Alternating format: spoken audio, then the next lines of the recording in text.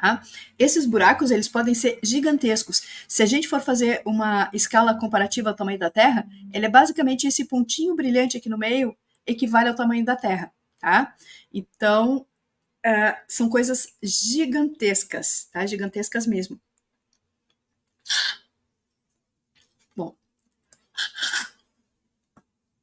então, olha lá, o Sol emite continuamente uma corrente de partículas carregadas, conhecidas como vento solar, para o espaço. Esse vento solar viaja em altas velocidades e pode ter um impacto significativo nas magnetosferas dos planetas e nas condições climáticas espaciais. Tá? Então, condições climáticas espaciais. Hoje, a ciência hardcore, a ciência bem 3D mesmo, está cada vez mais fazendo conexões com os eventos do clima chamado space weather, né, clima espacial, e o céu, o Sol sendo o grande motor das alterações desses climas, né, porque realmente ela é a nossa fonte de vida no planeta, tá? Então a gente sabe que essas cargas, esse material particulado, esses prótons que chegam na superfície da Terra, eles têm impactos na superfície do planeta. Muitos deles têm condições de penetrar profundamente no planeta também. E quando o Sol está pouco ativo, né, quando ele está fazendo baixa ejeção de plasma, ele aumenta espaço para o impacto de raios cósmicos. Né? Então, todo o universo ele tem uma radiação de fundo. E essa radiação de fundo ela tem alto grau de penetração. Tá? E também tem impactos no planeta e impacto nos seres vivos do planeta. Tá? Exatamente quais são os impactos, gente, nem a ciência sabe dizer com certeza. Tá? Porque como são coisas muito dinâmicas e as correlações com relação a isso estão começando a ser estabelecidas agora, a gente começa a ter aquelas informações, sabe, coisa que parecia informação de aquelas histórias folclóricas, quando muda a lua, as mulheres ganham nenê, né? Então a mulher que está grávida aumenta a chance de entrar em trabalho de parto na lua cheia, e na verdade não é na lua cheia, é quando muda a lua. Mas hoje se correlaciona o aumento do número de partos com eventos solares, aumento de taxa de elevação de pressão arterial, aumento do risco de infartos, aumento da ocorrência de dores de cabeça, aumento do risco de alterações de dores não específicas, tá? Muitas coisas estão sendo descobertas agora. Outra coisa que está sendo descoberta agora é que existe uma correlação entre atividade solar e ocorrência de tempestades. Então, o nosso clima, o clima terrestre, a dinâmica de tempestades, dinâmicas de ventos, dinâmica de formação de tempestades, tem sim impacto daquele do Sol. E esse é um ponto sensível, porque você sabe que os modelos mais atualizados que a gente tem, os modelos climáticos, eles atribuem a atividade humana, tá? Para fazer impacto na nossa superfície do planeta. Então, esse é um ponto sensível da discussão. Mas, obviamente, quando a gente fala em aquecimento, a Terra está aquecendo? Sim, a Terra está aquecendo, Júpiter está aquecendo, Saturno está aquecendo, Mercúrio está aquecendo, Vênus está aquecendo. Então, os planetas todos estão aquecendo, existem mais percepções de atividade na superfície, a dinâmica da superfície, que é monitorada já há bastante tempo, vem mudando, assim como as temperaturas na Terra. Então, qual é o fator em comum? Muito provavelmente seja o Sol. Outro evento que se correlaciona hoje é com a atividade de terremotos. Outro evento, atividade vulcânica. Então, gente, a Terra é um ser vivo, tá? Apesar dos ciclos geológicos eles parecerem muito lentos do nosso ponto de vista, eles estão correlacionados com os eventos galácticos também. E alguém está perguntando sobre qual é a relação com, aqui, o Rodrigo, qual desses flashes é um rebote que vem do Sol central da galáxia? Lembra que eu falei que o Sol é um portal? Então a gente tem esses eventos energéticos, eles são transmitidos de estrela para estrela, e muito provavelmente não da parte do universo visível, né? Não cobrindo as distâncias que a ciência diz que mesmo na velocidade da luz seriam muito lentas essa transmissão, demorariam muito tempo para chegar. Tá? Então, muito provavelmente é nesse efeito portal mesmo de encurtar espaços, encurtar comunicações. Então é interessante que se a gente fizer a discussão a respeito da micronova, que é algo que eu vou deixar para falar mais no fim, a gente tem, partindo do centro da galáxia, vindo para esse quadrante aqui onde está o braço de Órion, a gente tem várias estrelas em série sofrendo um evento que se chama de micronova, que é como se fosse uma explosão da superfície em 360 graus, a superfície toda da estrela, ela ejeta, tá? Como se fosse uma enorme ejeção de massa coronal. E isso está vindo em série, né? Tanto que, inclusive, hoje, eu não sei se eu estou com o vídeo aberto aqui, deixa eu dar uma olhada. Acho que eu acabei fechando, gente. Uma pena. Hoje a gente está conseguindo observar o que aconteceu em Próxima Centauri, tá? Que foi a anterior, e a gente está conseguindo ver isso da Terra hoje, tá? Deixa eu contar aqui. Muito bem, pipipi. Aqui, o MD fractal. A radiação cósmica de fundo é bem menos intensa e só é detectado por antenas muito sensíveis. Tem a ver com o início do universo e não com o Sol. Exatamente isso. Só que essa coisa que é menos intensa do que o Sol é porque o Sol está mais perto. Então, quando o Sol está em seu pico de atividade, ele consegue, é como se fosse rechaçar essa radiação cósmica de fundo. Então, essas partículas cósmicas, elas penetram menos. Agora, nos momentos de mínimo solar, aí a gente vai ter essa radiação chegando e ela tem capacidade de chegar até o núcleo da Terra. Tá? Então, apesar de serem menos intensas, o nosso sistema científico de detecção pode ser pouco eficaz para a percepção disso, mas hoje já tem muitos trabalhos publicados mostrando a intensidade aumentada quando eu tenho menos atividade solar. Tá? Então, isso aí já é dado científico, não é nem percepção, digamos assim, de canalização. Tá? Então, vocês viram que eu já falei nesse ciclo de 11 anos e já falei desse mínimo solar e máximo solar. A que isso se refere exatamente? Tá? Então, eu tinha comentado antes que o Sol tem uma atividade magnética. Né? Então, ele tem carga magnética, ele tem polos norte e sul, assim como a Terra tem. Só que a cada 11 anos existe um flip, uma inversão da polaridade magnética do Sol. Tá? E quando o Sol faz essa inversão, é quando ele está no mínimo. Então, é como se ele fosse perdendo progressivamente atividade, existe a inversão da polaridade e aí ele aquece os motores de novo e começa a brilhar, tá? Muito bem. Esse mínimo solar é justamente aquele momento em que existe a menor quantidade de manchas solares perceptíveis.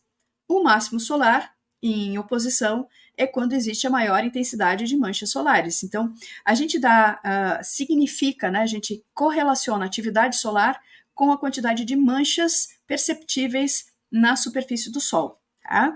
Esse ciclo entre 2 máximos solares ou 2 mínimos solares, ou seja, o ciclo que leva à inversão da magnetosfera solar, acontece a cada 11 anos aproximadamente. Não é bem regular, mas é aproximadamente 11 anos. Então, um pouquinho menos de 11 anos, um pouquinho mais de 11 anos. Tá?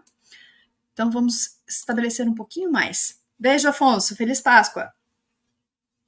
Então, olha só. Aqui a gente tem uma representação dos ciclos solares. Tá? Então, essa seta amarela é onde a gente está. Nós estamos hoje no ciclo solar 25. Tá? O ciclo solar anterior, que se estendeu de mais ou menos de 2008, 2009 até 2019, foi o ciclo solar 24. E vocês percebem que ele foi um ciclo solar menos intenso do que o ciclo anterior. Existem algumas publicações mostrando que existe uma interação também com ciclos galácticos, que faz com que a variação do Sol, da intensidade do ciclo do Sol, também varie. Então, o ciclo anterior que teve maior atividade foi o ciclo 21. O ciclo 23, o ciclo 24 e o ciclo 22, eles foram de proporções menos intensas do que o ciclo 21. Tá? Então, se eu estou falando de 11 anos, né, a gente teve o último ciclo solar mais intenso foi na década de 50, tá? Mais ou menos quando a gente estava saindo da Segunda Grande Guerra. Tá? Foi ali que a gente teve, talvez o evento solar mais intenso marcado foi no ano de 49, 50, tá? Mais ou menos isso.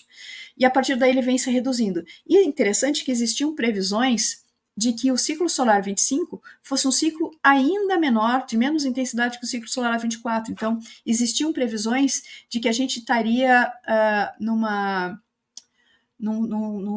que é chamado de grande mínimo, tá? Que é quando a atividade solar, mesmo no seu ponto máximo, ela é tão pequena que é como se o mínimo se estabelecesse. E se davam por conta de combinações com outros dois ciclos galácticos, um deles ciclos de Milankovitch, mas é uma coisa um pouquinho mais complexa, eu não quis trazer para cá. Seja como for, a gente tinha essa banda cinza que está sendo mostrada aqui, era a previsão da atividade solar do ciclo 25, tá? Mas o que a gente está vendo é que a atividade solar já monitorada ao longo de 2023, ela foi bem superior àquilo que estava sendo antecipado. E o pico do ciclo solar 25 deve acontecer no ano de 2025. Então a gente já está se aproximando, esse pico não é um ano só, geralmente são 2, 3 anos que a gente tem uma atividade bem intensa. Então, 2024, 2025 e talvez 2026 sejam os anos onde a gente vai ter realmente as maiores intensidades de atividade solar, tá? Bom, então, essa é a ideia dessa coisa do ciclo solar, e vocês estão vendo aqui, ó, essas medições feitas de acordo com o número internacional de manchas solares, tá? Bom, vamos ver como é que isso se correlaciona.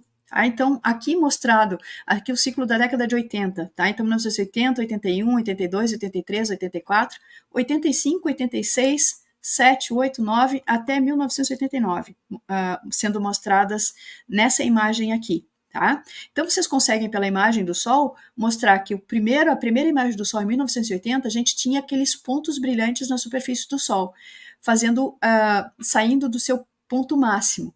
A partir daí, a cada ano, a superfície do Sol vai ficando com menos pontos brilhantes, até o momento lá em 1985 que praticamente não tinha pontos brilhantes na superfície. E depois, gradativamente, esse ciclo volta a aumentar, tá? Então, lá em 1989, de novo, a gente tem a superfície do Sol cheia de pontos brilhantes, mostrando alta intensidade, alta atividade de pontos solares. Isso aqui é o número de contagens de ponto solar, então uma anotação feita de dias sem manchas. Quantos dias se passaram de intervalo sem manchas do Sol? Isso aqui está disponível num dos sites que eu vou mostrar para vocês, que faz esse monitoramento do clima espacial. Então, olha lá, em 2006, 70 dias de intervalo sem nenhuma mancha solar. Em 2007, 152 dias. Em 2008, que a gente está aqui de novo no mínimo solar, 268 dias sem nenhuma mancha solar sendo monitorada. Depois, em 2009, 260 dias. Já em 2010, o Sol já começa a sua atividade, 51 dias. 2011, 2 dias. Em 2012 e 2013, nenhum dia monitorado sem nenhuma mancha solar. Em 2014, um dia de intervalo. 2015, nenhum dia. Então, observe que aqui a gente não está falando de quantidade de manchas, mas da presença das manchas. Então, durante o período de máximo solar, a gente passa, às vezes, sem nenhum dia, sem nenhuma marca de mancha solar. Nós estamos hoje, em 2024, nenhum dia sem manchas solares, ou seja, a presença de manchas todos os dias, tá? Então, mostrando como isso é cíclico, né? Então, depois, de novo, a gente teve lá em 2019, 281 dias sem manchas. E só para dar uma ideia para vocês, como o fato da gente não ter manchas não significa que o Sol está inativo, porque do ciclo passado, do ciclo 24, a última ejeção de massa coronal, que foi da classe X, e foi um X10, que é de alta intensidade, aconteceu em 2017. A gente teve uma ejeção de massa coronal que foi em julho e outra que foi em julho, não, foi em fevereiro, e depois outra que foi em setembro. Em setembro de 2017, a gente teve uma grande explosão solar, apesar do Sol já estar entrando em início do seu ciclo de mínimo, tá? Já estava na queda, mas ainda assim teve a possibilidade de fazer uma ejeção bastante intensa, tá? Bom, o que acontece quando aquelas superfícies, né, aquelas manchas da superfície solar ficam bastante instáveis e tem bastante reatividade, né? Então, lembra que às vezes a gente tem manchas complexas com polaridade norte e sul muito próximas, e isso faz com que se estabeleçam arcos magnéticos na superfície do Sol. Esses arcos, eles aparecem realmente como está vendo aqui na foto, nesse ponto brilhante aqui na foto, a gente está vendo um grande arco solar. Toda vez que esse arco é percebido, isso aparece como um grande ponto brilhante na superfície do Sol. Isso é chamado de flare em inglês, então é o tal do solar flare, ou traduzindo em português, explosão solar. Tá? Na maior parte das vezes que a gente percebe um flare, uma explosão solar na superfície, esse arco magnético ele se rompe e isso faz com que exista uma ejeção de plasma do Sol que sai em direção ao universo de acordo com o ponto para qual esse arco estava voltado. Lembrando, gente, que o Sol fica rodando, então o Sol também tem um movimento de rotação, assim como a Terra faz.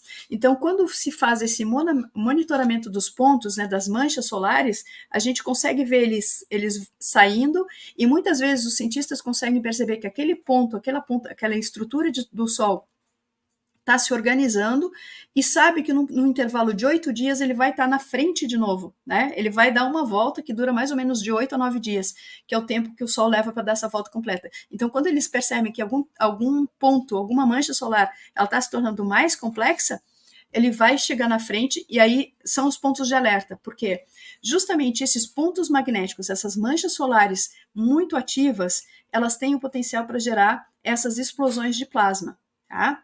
Quando a explosão solar acontece não só com o brilho, mas com a ejeção de plasma para fora da região coronal do Sol, a gente chama isso de CME, tá? Ou Coronal Mass Ejection, tá? Como que é o termo bastante usado em inglês, e na maior parte das vezes vocês vão ouvir falar só em CME, tá?